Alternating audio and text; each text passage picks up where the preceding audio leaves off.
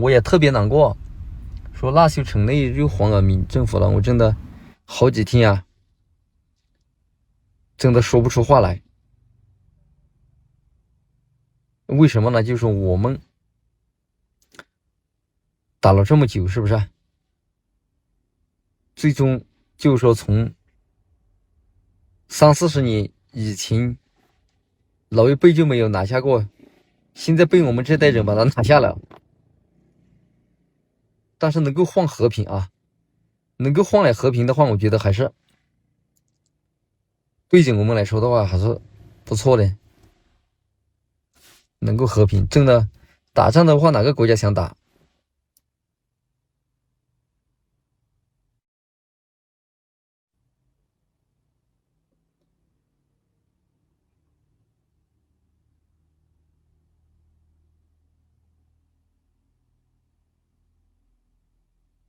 你说哪个国家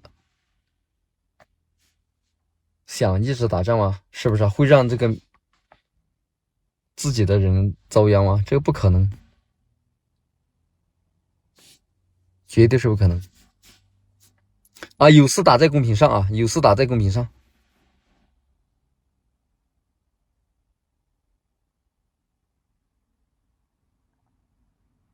果敢什么时候有定价？现在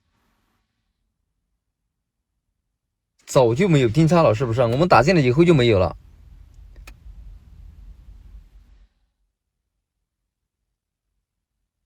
这个是意料之外啊。当然说腊沅的话，全部彻底的话是不可能的啊，不可能的。现在就是说，这个真正和平使者已经跑了，已经回家了，还是个问题啊。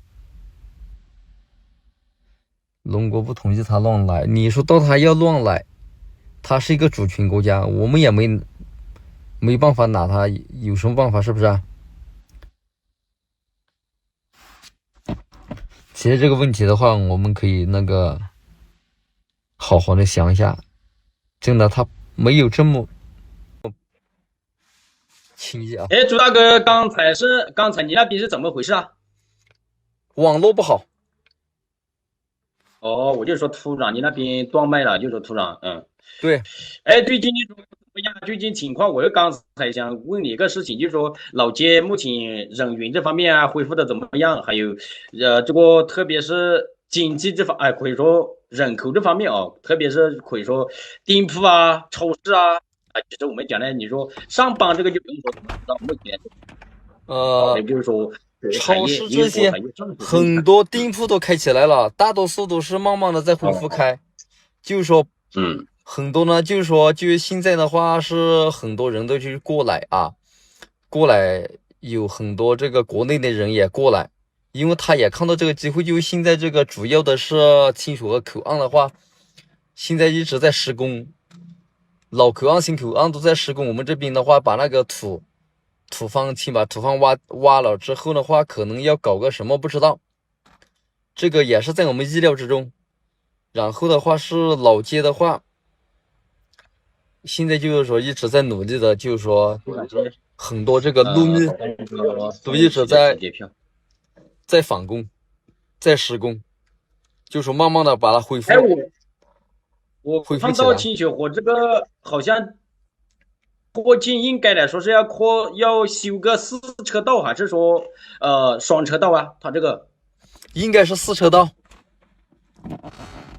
哦，对啊，其实咱们还是知道了，反正要发展，首先路必须要搞好。一座城市如果路你都没有规划好，那哪像一座城市，就相当于当之前4大家族在这个管理之下的老街。那所以说到处为什么要堵车？不是说老街有多少车，就因为他那个好多房子是违建，甚至把路给占了，他是这样。对，这个老街经常堵，他好像就是这个车子多，其实并不是，他们误解了，就因为有一些势力，当时是一些房子违建或者占道是没办法拆除的，因为如果你拆除，甚至会要人命，甚至会得罪人，甚至双方会大打出手。这个就属于说，为什么就说当时会进到咱们开个车，甚至买个菜要开1-2个小时，就会出现这个状况。而且还经常交通拥堵。对。他首先现在的问题呢，就是说我们解决的问题就是人员出入的问题。首先就是说每天都在有序的在排队，有序的在办。就是说现在就是说那边呢有这个劳工队接收一批过岗的这一些人啦过去工作啊，过去工作。这样的话能够吸收这边的很多年轻人啊，他不会再走上这个犯罪道路。有很多人呢，就是说直一点嘛，有很多年轻人呢就跑到灭瓦底那边，跑到水沟谷那边，甚至跑到老挝那边去搞定诈。据我所知，这个妙瓦底、水沟谷这个定诈仍然还在操作，并不像网上说的。还有，包括望海这边都有。包括望海都有。据我所知，前2天好像当阳都还清剿了一批，好像对啊，从交过这个大陆这个西双版纳这边这个口岸这边送过去，好像还不少人员。但是说我们这边呢就努力搞，就定诈是坚决不能搞，就说谁搞定诈，不管是哪个伪富的，不管是谁伪富，哪个当官伪富的都不管，直接抓人，然后是直接判刑。因为从2特区跟4特区的角度，他们判刑判得太轻了，然后呢很多地方呢就希望罚点款，是不是啊？就往事。但是我们国港呢他不是这样。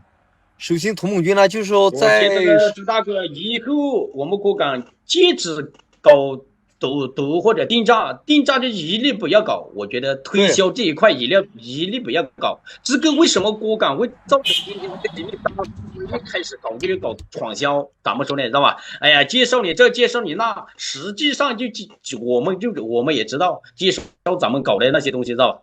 咱不说都知道。就是说，在这个20多天，好像是有15、16天、20天左右吧，在蒙古。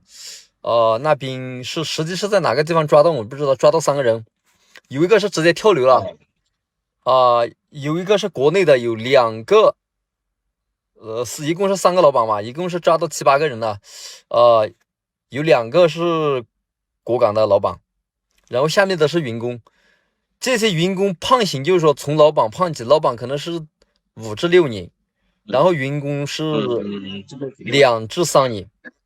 那么他家人就慌了，就来保释嘛，来保释就花了100多万块钱，100多万钱，拿了100多万钱，说100多万能保的话就保出去。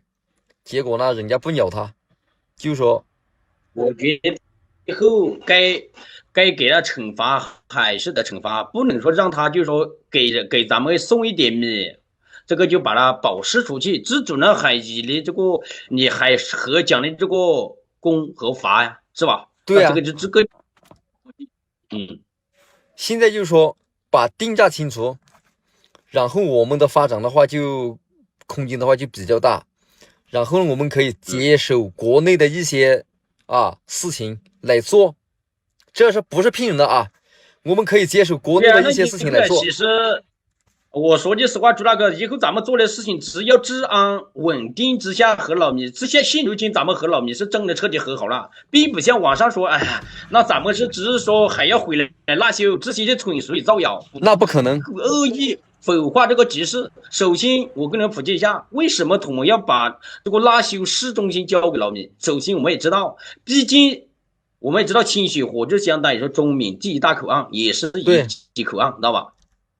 还有就是说，他这个从这个印度洋新通道，也就是说，如果拉修市不由军政府来办事的话，说是以后有些东西咱们只是缅甸武装，咱们是做不了主的吧，朱大哥，其实就是这点了。他首先就是说，现在我们大家要认清的一个问题，就是说拉修呢，不是说整块拉修都丢给老缅，他不是这样子的，他就是说，对，腊溴这一块的话，有很多地方有30%都不到我们黄冈老米的地方，它有很多山区，它有12个堡，除了还有很多山区。那么我们首先要考虑到呢，就是说以后我们的人员发展，以后不管是在哪里发展，我们就说让国内的来发展也好，怎么做也好，首先要保护他们的安全，是不是啊？那这个肯定嘛，你人家生命财产安全这点你都保障不了，谁会敢去这个投资或者这个到那个些地方去发展啊？对啊，那现在就是说，在果敢能够苦苦支撑着我们军队的，首先就是矿业。没有矿业的话，真的是很难。然后呢，就是说有些这个国内的一些人士啊，国内的一些也是在支持着我们，也就是说在经济上也是在扶持着我们。所以的话，我觉得现在我们慢慢的走向慢慢走下去的话，它慢慢就起来了。我觉得朱大哥这一次我们真的要非常感谢东大，如果没有东大的话，真的咱们确实要和军政府和谈的话，真的还是难度非常大的，知道吧？有些什么这个就说，我觉得有些也是还感觉知恩也不图报。我觉得这个至少如果你看一下克勤人家打了60、70年了，仍然没有机会和老米和平，人家不想吗？因为老米他不愿意和谈，知道吧？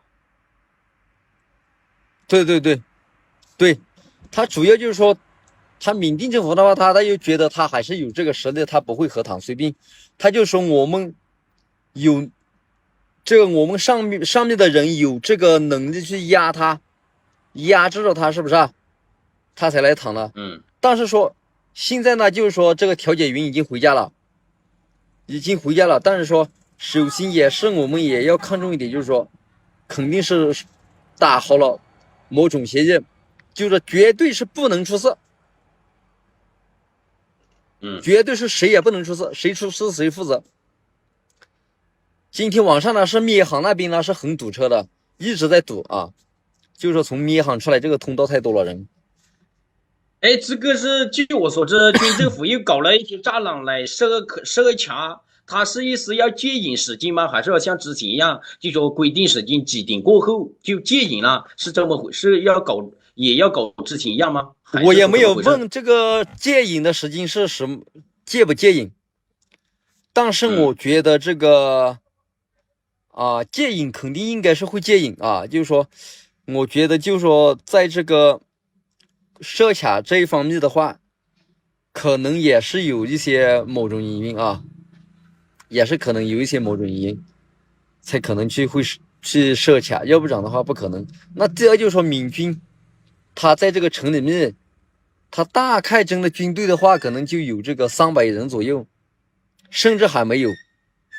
但是缅军是很凶的，他先把这个物资、弹药拖进来，然后他的人穿成便服进来，然后军装一穿，是不是啊？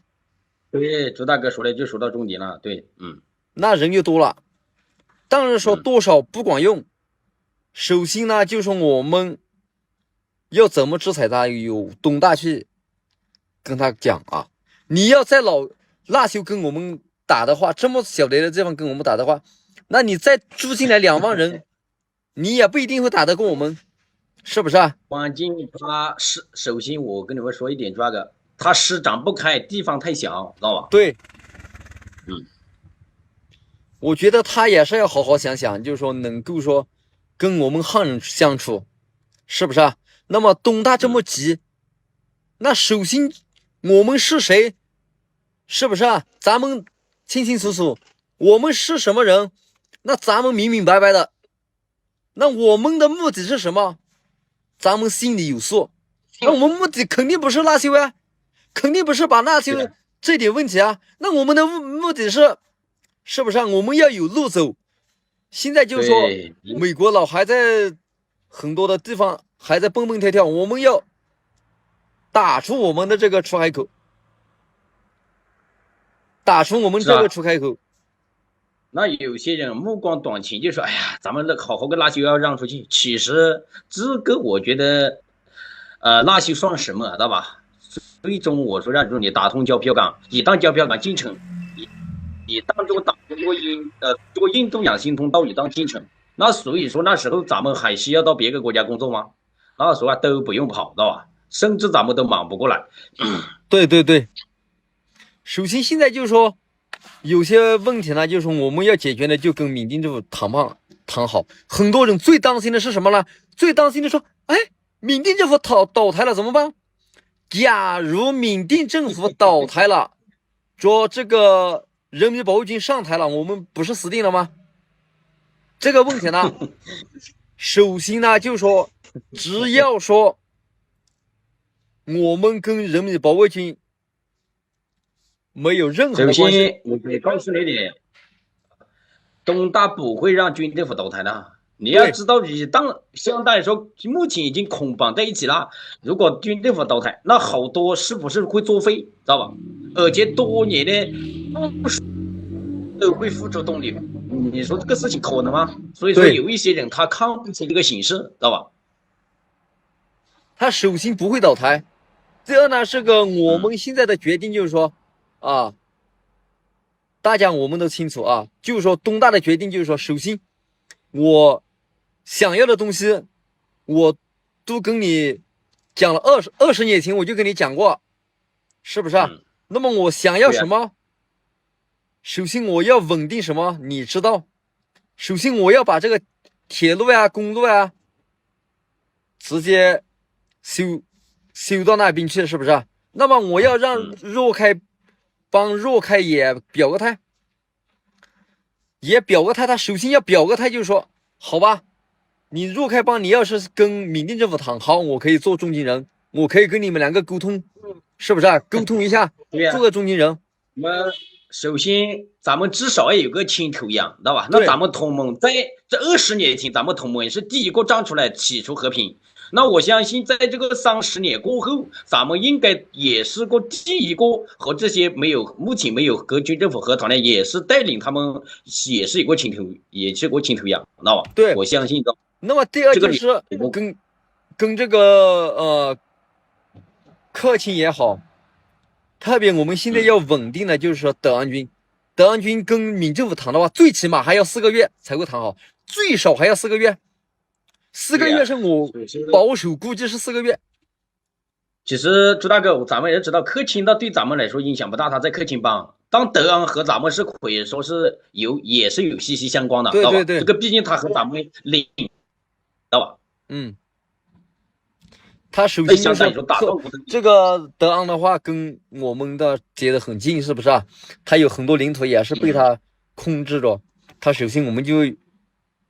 缅甸政府呢，肯定就会跟他谈啊，以后慢慢第一，我们要分析一下德安他控制了个联邦公路的，可以说是中段哦。对对，中段这一段是可以说是德安网群在掌控。这个所以说也不得不把这个德安这个事情也搞定，知道吧？对呀，这个是必须要搞定，但是搞定了之后，就是说搞定若开帮是搞定若开就好了，但是我们的这些人员的安全呢，首先也要靠缅甸政府来。支撑，因为下缅甸的话搞不好啊 ，PDF 这一伙老六的话，这朱大哥小道消息 ，PPF 在下半年会发动亲缅甸的这个战争，知道吗？但是有这个实力，咱们不行不说。但是我觉得 PDF 的话，这个已经达成，在好多战争中已经是算的是打残了，现在是算的是打残了。其实咱们也知道，首先他目前 PPF 他借着缅甸这一次地震，知道吧？又说给他的顺藤摸瓜，捡了大便宜，知道吧？对。所以我觉得 PDF 还有站起来的能力的话，我觉得还是很小啊，还要跟军政府打的不开交的话，很小。这点是几率非常低的。那有些人说，目前人家 PPF 说，如果他们得到政权以后，决定会或者是对我们会制裁。那其实他的意思就是一种释放威胁一种信号，对啊。对啊，他就说很多这个以前签过的协议他都不算，那他就明摆着就是跟我们对着干。他的意思说，之前咱们是和他们一条船，那目前说咱们是已经是，那说句实话，咱们人的话，说句实话，咱们那肯定跟着谁有给咱们有这个事，咱们跟着谁，水人往高处爬，水往低处流，那是哪个地方给咱们饭吃，给咱们肉吃，咱们就跟着谁呀？这个说句实话，这个就说不得不说一句，每个人都有私心的，知道吧？对，这个问题就是说我们首先就要注意到这个。第一，咱们跟着你 PPF 混，裤衩都穿不上了，鞋子都穿不上，那咱们还跟你混个鸟啊？这我说的是。对，现在人往聪明了。但第二的话，他老是跟龙哥对着干，我觉得这个是他犯的最大的错误，就是这个。对呀，那毕竟我们和东大相当于说是血浓如水，咱们说句实话，人至少我们汉族讲究说我们根在哪里，是吧？那至少咱们不能违背咱们这个祖先。对呀，他首先就说我们这里稳定了。首先，咱们已经虽然是缅甸公民，但是你要相信，我们的从3代以上，那咱们的祖先那都是东大这边的。说句实话，那如果你单干跟人家出卖东大这边的弟弟或者这样，弟弟都出来喽，你问问自己哟。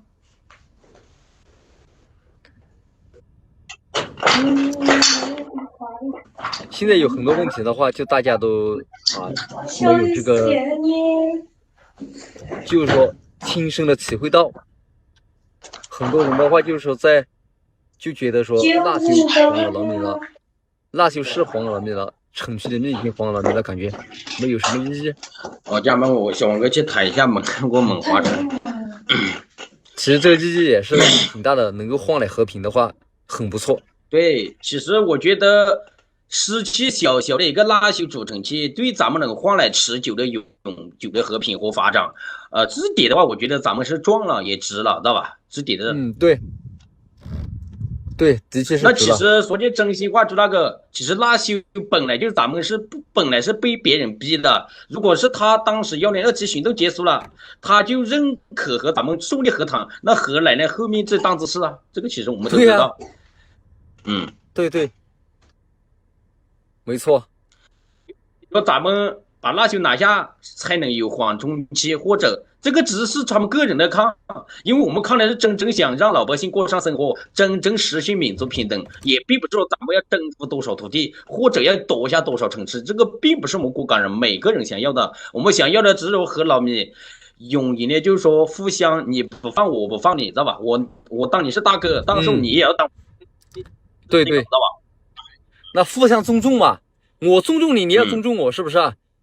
你不尊重我的话，我尊重你干嘛？那就相当于说，咱们直播间的朋友和大哥大姐们和兄弟姐妹们，那你所以说咱们都是互相的。那我对你们不好，那肯定你也要对我不好，所以说都是一样，知道吧？咱们心嘛，所以说就是这样，人他都是这样，知道吧？咱们有没有血脉关系并不重要，重要的说你这个人至少咱们也要讲诚意，我诚意。那你咱们已经表态，已经做出了诚意，相当于说你把组成器拉修整个保到12宝都给你了，表出这么大的这个诚意，那老米他军政府他也要拿出来一点诚意啊，是吧？对。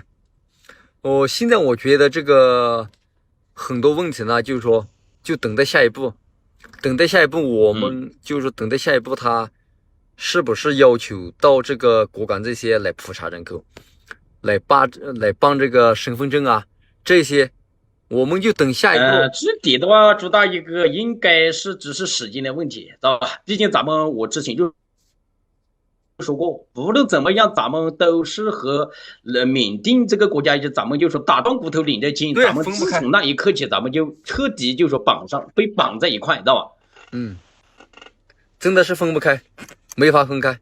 你要分开的话，那就是那有些人就说，哎呀，咱们可以独立啊，这些呢纯属这种是造谣，知道吧？因为这种咱不可能，因为本大点土地，你还想搞成这搞那的，说句实话，那你这个是不可能的。对。首先，我觉得那个缅甸他老缅并不是老缅他就坏，主要首先我觉得还是要只要咱们各港人以后团结一心，知道吧？齐心协力，决定性外，经常都说。往往这个危险不在外是在内，知道吧？只要是咱们内部团结，外边是决定是没办法，对对对，也没办法瓦解的，知道吧？人家佤邦坚如磐石，知道吧？为什么军政府没有去搞过吗？也去搞过，但是人家找不到地方，就相当于做大商一样，怎么搞都找不到地方，入手，知道吧？对，没有入手的地方他就没法打，这个是很重要的。对啊，那88事件。知道88事件那时候瓦林军和军政府的这个关系，还是非常紧张的，知道吧？那时候我这个不是吹的，这个可以说那时候你可以去查看，特别紧张，真的是特别紧张。那个时候，我觉得现在的话，其实现在最恶的就是小猛辣。以后咱们这可以说有机会。目前只要抓住这一次机会，咱们应该是发展起来应该是难度不大，知道吧？对，难度不大。首先，我觉得我们咱们也可以说也是仗着中缅印度洋新通道的一个最终的一个重要重点，也是一个重点，知道吧？这点是所以说比任何一家特区要好得多。对啊，它首先我们的很多的这个。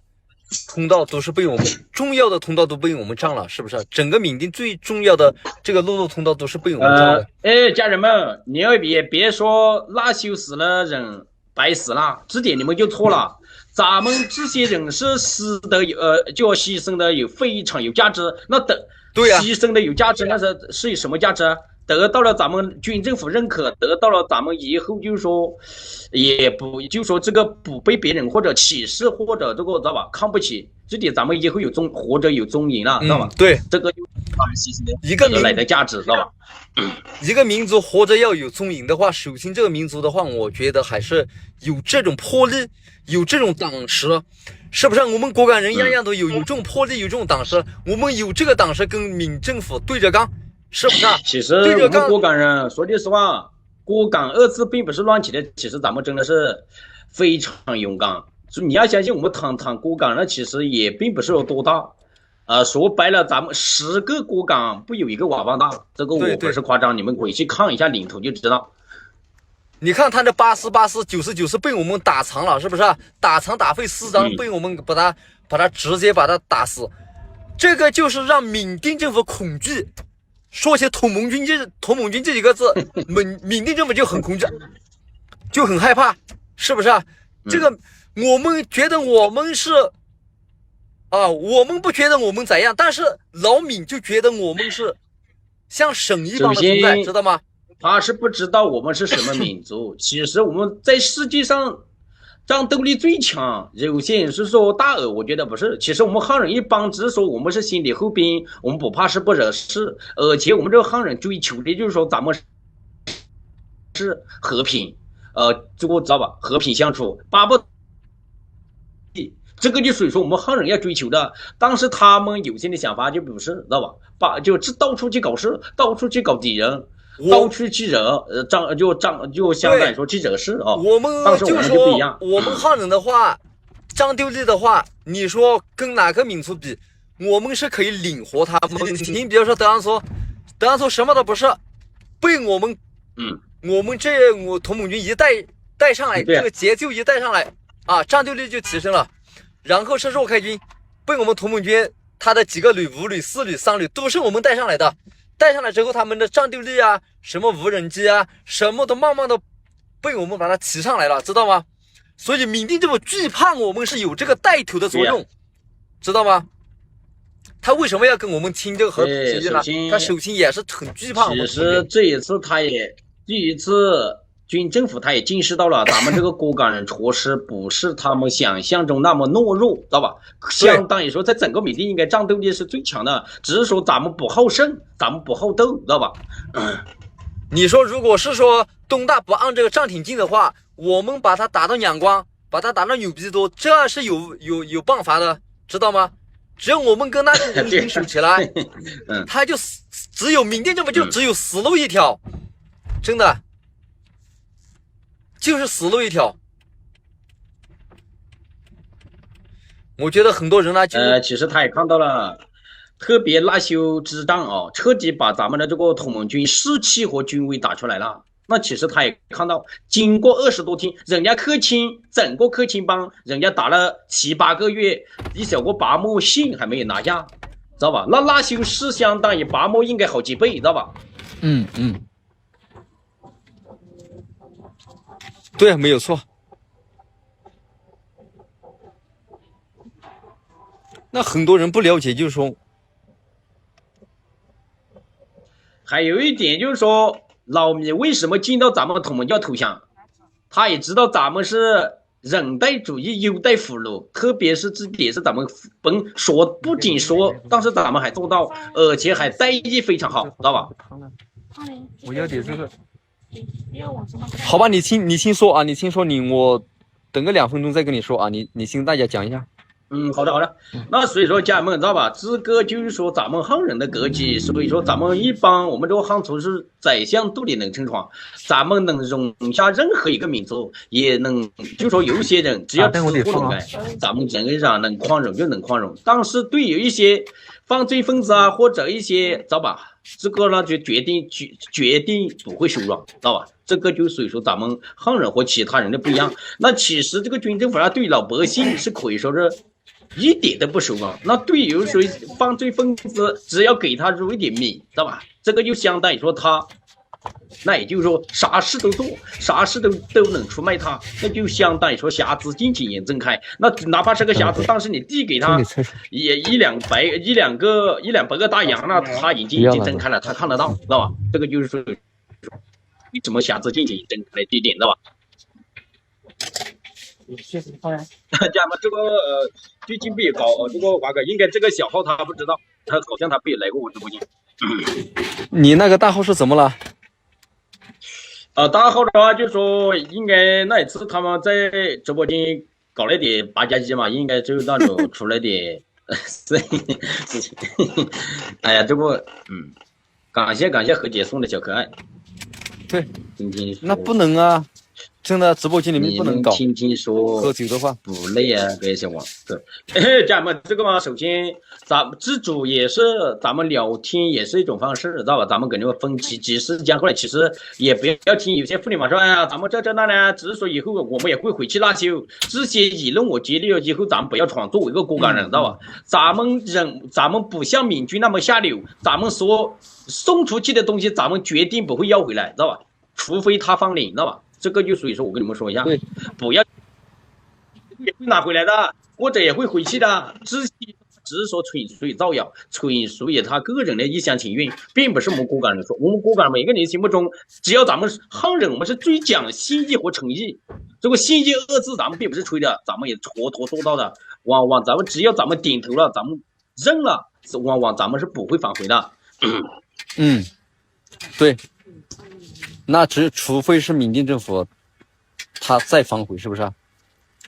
对啊，那首先我觉得这一次咱们给军政府和谈也是一个，也可以说是一个，就是说，一种带头嘛，相当于说你要总有一家，至少要有一家带头嘛，要不然的话，陆开和德昂那措施他也真的还是骑虎难下，因为找不到突破口，知道吧？对。这个打一点点就得了。有一点呢，只要说他看到咱们和军政府也处得好，或者也互相也可以信任，那他们这个陆开，他责任上也就是说和军政府这个和谈了，那德昂在和谈了，那所以说咱们整个上邦这个打通印度洋，知道这个的话那就只是时间的问题了，知道吧？这个呢就是说速度，而且我觉得应该是就会进展的应该就很快，知道吧？如果德昂和陆开迟没有和谈或者迟还是僵持不下，这个一直在拖着的话，这个对说打通印度洋这个新通道，对东大这些要到那个地方交票港这个事情要建设完工了，那可能都会一直在往下拖，知道吧？那所以说这个也不是一件好事。那首先最近你们也看到了，大漂亮彻底都不想都，特别是川普上台啊，咱们也知道，那紧催就给经济搞死了，紧催没得做了，知道吧？已经搞到说300%，300多这个关税，他这个关税的话没有用，他再打到1000%也是他自己人害到自己人。那所以说现如今川普他已经是很尴尬，第一他说出去的话，他又不能不作数，也又找不到合适的台阶下，知道吧？也就是说目前来说，他只有往上加，知道吧？一个字。他现在就说，那他已经老糊涂了。他现在就说，他要找东大堂的话，那么我今天这两天有点感冒。东大堂的话，东大是绝对不会跟他谈的。你想加到什么就加到什么，你要讲加到1000你也加吧，我就不跟你谈，我就不跟你谈。我为什么不跟你谈？我就不跟你谈。你看一下你怎么收场？你怎么收场？其实啪打铃呢也是他自个的吧？那大不了咱们就这个生意不和他做就行了，知道吧？对，他直接是没法收场，现在他没法向国内的人交代啊，是不是啊？对啊，他第一没法向他自己的子民交代，知道吧？这个就所以说自然加了，我只会往上加，知道吧？没办法，那哪有就是下井的道理啊，知道吧？这个是不会进的。他因为他找不到台阶下，除非他找到台阶下，他才会知道吧？这个目前他其实他是想，其实目前他最想要的就台阶，但是人家不给他台阶下，知道吧？对，我觉得现在的话，我们要做的就是说，现在就不管怎么生病，不管发生什么，要稳住，就是好。你民进政府你要想打，那首先我就不跟你说了。之前说的说那个，咱们记得那个副司令啊，彭德军。人家之前说过，咱们百战百胜。其实其实他们说的其实也是真的应了他们那一句话，是吧？对，他首先就说你要打的话，战士，你说你要打，你先开枪，你试试看，是不是？那你试试看，会不会有人跳出来啊？会不会有人收拾你？我觉得民政府要考虑到这一点，就是说是跟同盟军打好交道。其实那有些，其实咱们也看到了，其实他和咱们亲属那心不甘情不愿，也是也是被有些东西，咱们不说他，美国人还大体还是知道，对，懂得。那你首先你不靠你们几机票搞这个，你不靠东大，你靠谁啊？是不是？你要靠老美啊？对啊。你只有靠东大，你才稳住脚。你稳住脚之后，你才可以跟这个。那其实朱大哥可以说，东大派出天火监督小组应该也是首次到缅甸，知道吧？这个说的实话。首次到缅甸，但是又回家了。这个应该说历史以来，从缅甸建国到现在，应该是首次。可能这个说，这个你们应该可以说，知道吧？这个也是个新例。我觉得现在的话，就是说我们要稳住，就是说埋头发展，但是我们要保留我们的军工企业。现在拉修一天天抢车抢摩托都没人管，报警要去哪里报？家人们，目前没办法哦。这个目前来说，管制群和控制群已经交给军政府了。这个所以说以后哪怕叫打劫这个放火杀人也好，这个就已经不管咱们国港统军的事，也知道吧？这个就所以说你这个，因为这个有些东西自然权益交给你了。这个就我们已经没办法插手，一插手就相当于说咱们侵犯了的这个主权了，知道吧？对，没错。我觉得现在民政府的话，现在在那时候也是很棘手的。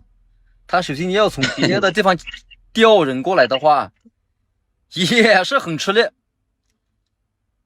首先，我觉得他来接收这个烂摊子，他头也很疼的，好多账户处境，知道吧？那被他自个，那就相当于说自个打烂锣锅自己补，相当于说你看他之前这狂轰乱炸，目前来说他自个来修补，这个我觉得知道吧？这个也就只有他给自个交代，我就看他知道吧？对，这是100%的。他就是说，他现在就是那之前我就说，他还要跟正这个童某兵每一年还要搞个50亿的这个军费，还要搞个40-50亿的这个军费，也是头疼的他。对呀、其实他来这个地方也只是说没有办法，因为他为了重庆他的这个东北军事这个司令部，知道吧？哦，哎，哪个说引着路灯回家123是哪个？123在哪里啊？123不是125旁边吗？比青多奥运那里没有路灯啊。没，朱大哥说的应该是或者人民币的价码，知道吧？那可能就九票港。这个我看错了，我看错了，好像是这个几千万吧，人民币只有几千万，只有两三千万，也就发1个亿的工资。哎呀，其实我觉得老米他的拉修，其实我们也知道了，第一。主要他也不会搞什么发展，知道吧？这个我们倒是知道。老米呢，顶多也就是来这个地方，其实也就是来薅咱们老百姓的羊毛。对，没错。我觉得现在的话，闽政府要想清楚，他要是想不清楚的话，这真的以后就完了。这一次，我相信这一次他单刚再撕毁协议的话，应该来说，那没哪个相信他了。说句实话，第一，东大已经做出仁至义尽，已经是足够给出来了他面子，知道吧？人家也就是说也足够要到了给你交接的时候，人家也派了这个工作组小组，就经过挺合小组，也到了现场送你交接这个权益，给出你这么大的面子，也说句实话，这点的话可以说缅甸他是首例，知道吧？对，他这个是就是说在过去的不算啊，现在的话是狩猎了停火，真正达到真正意义上的停火。对呀，现在要回老米他想开火，这个是不可能啊，以后没有这个可能吧，也没有这个必要。如果单刚他开火，像之前要撕毁，那的话就可以说是背信弃义，以后没得哪个敢相信他，没得哪个敢来听，你知道吧？这个就是对。好吧，小王，我就播到这里。